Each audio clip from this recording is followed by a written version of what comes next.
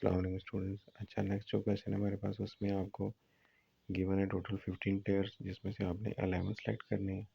और इसी का एक सेकंड पार्ट है कि इसमें अगर एक पार्टिकुलर प्लेयर हो तो फिर इसकी ऑप्शंस क्या होंगी। तो क्योंकि जब हम प्लेयर चूज़ करते हैं तो उसमें आपने अरेंजमेंट को ध्यान नहीं रखना होता, तो इसलिए हम इधर कम्बिनेशन का फार्मूला यूज़ करते हैं।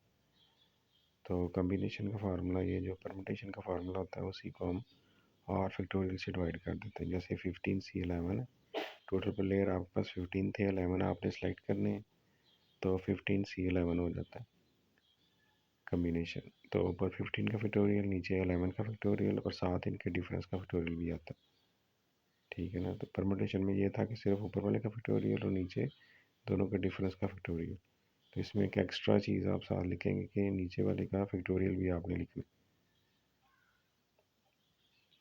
आप फैक्टोरियल को आप नीचे वाली वैल्यूज़ के साथ एक्सपेंड कर लें इधर तक। जैसे ऊपर 15 वाले को हमने 11 तक एक्सपेंड किया, नीचे भी 11 आपके पास है, तो कैंसिल हो जाएगा। बाकी आप सिंप्लीफाई कर सकते हैं, नहीं तो आप कैलकुलेटर पे डायरेक्ट भी 15C11 की वैल्यू फाइंड कर सकते हैं। अब नेक्स्ट हमारे पास जो है, उसमें उसने कहा था अगर एक पार्टिकल पर प्लेयर हो जाए। एक पार्टिकल का मतलब है कि आपने उसको लाजमी सेलेक्ट करना है। ठीक है ना। तो टोटल फिर रह गया आपके पास 14, क्योंकि एक तो सेलेक्ट हो चुका है, और 11 की भी आपके एक कम हो जाएगा तो वो 10 हो जाएगा। तो 14C10 हम फाइंड करेंगे।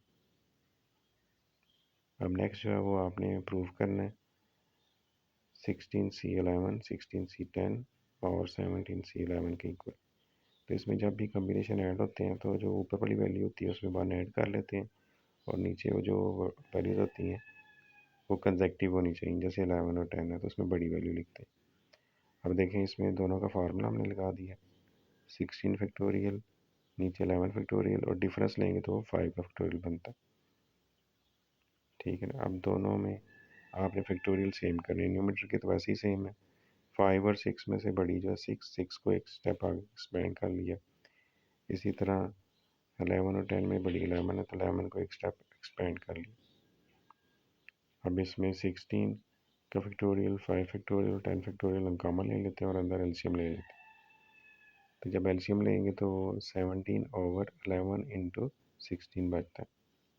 तो जब ये साथ वाली वैल्यू के साथ मिलेंगे तो वो एक एक स्टेप छोटे हैं इनसे, तो 17 फैक्टोरियल हो जाएगा, नीचे 6 का फैक्टोरियल, ठीक है ना, और साथ 11 का फैक्टोरियल। तो इस तरह फार्मूला कंप्लीट हो जाता है 17C11।